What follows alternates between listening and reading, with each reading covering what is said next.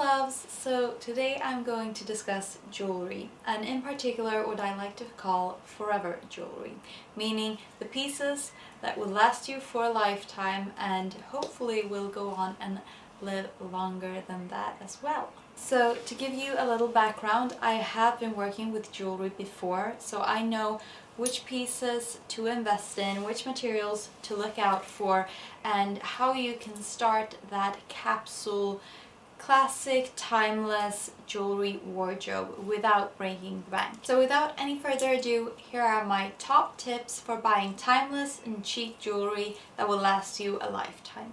Firstly, let's discuss materials. So the most common materials that you will see be used in jewelry today are solid gold, silver, and steel. The last two also being able to be plated with gold. Pieces that are gold plated usually have a solid core of steel or silver and then have a top layer of gold.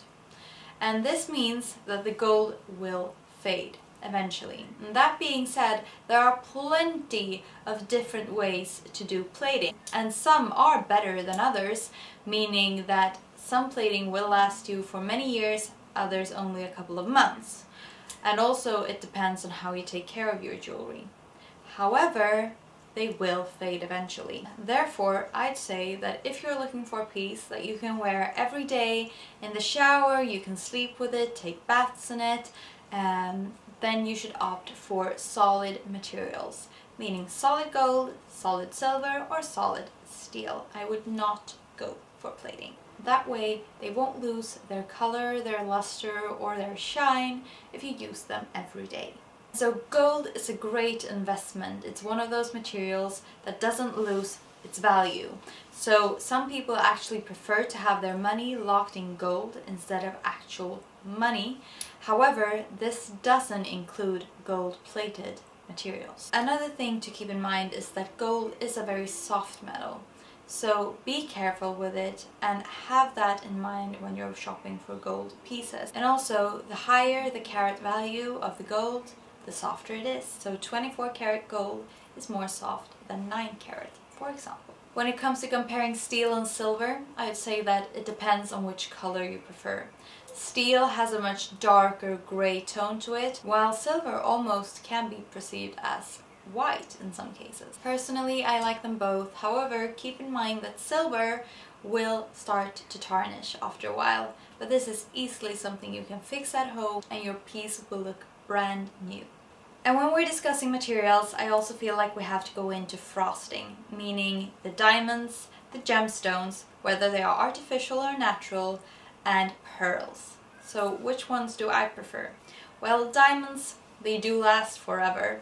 And it doesn't really matter if you go for natural or lab-grown. They both have the same properties. Some even claim that lab-grown is better due to sustainability aspects.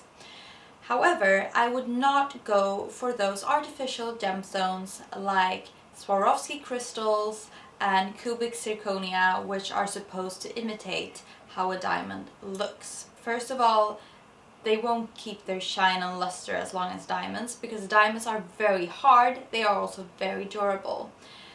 This cannot be said for cubic zirconia and Swarovski crystals. Also, pieces that have actual diamonds are often more well made, and therefore the diamonds tend to stick to the jewelry. If you ever buy jewelry from the high street or from a cheaper brand and you buy Swarovski crystals or cubic zirconia, you'll maybe have noticed that the stones fall off after a time, and that is because there's not been much attention paid to the head holding the stone in place.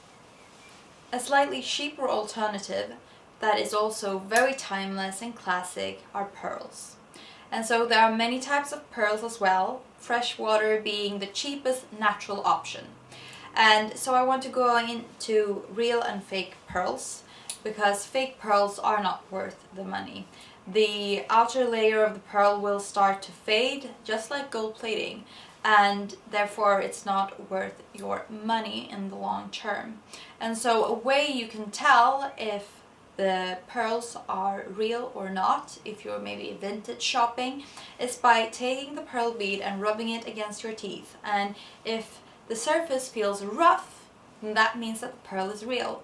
If it just glides easily over your teeth, then that means that it is fake. If I were to compare diamonds to pearls, I would say that diamonds, since they are much more durable, they are much better fit for everyday use. If you wear pearls, you have to be conscious to take them off in the shower. Don't wear perfume onto the pearls because perfumes, lotions, all of that can damage and ruin the pearls over time. So be mindful when purchasing pearls. So my top tip, if you can't afford diamonds, which I obviously understand because diamonds are very expensive, is to buy silver pieces with a textured surface. Just like this ring here. It's from a Swedish brand called JEWELLERY, and from a distance you can see that it's almost looks like a diamond pavé ring. However, it's only silver with a textured surface. That way you won't lose any stones and you will keep the luster forever. No gemstones, no artificial stones attached that can fall off. It's perfect. And on the topic of rings, I want to discuss the most problematic sizing of them all when shopping for jewelry, and that is finding your ring size. So what you need to take into consideration is that the size of your fingers fluctuate throughout your lifetime, throughout the seasons, and even throughout the day.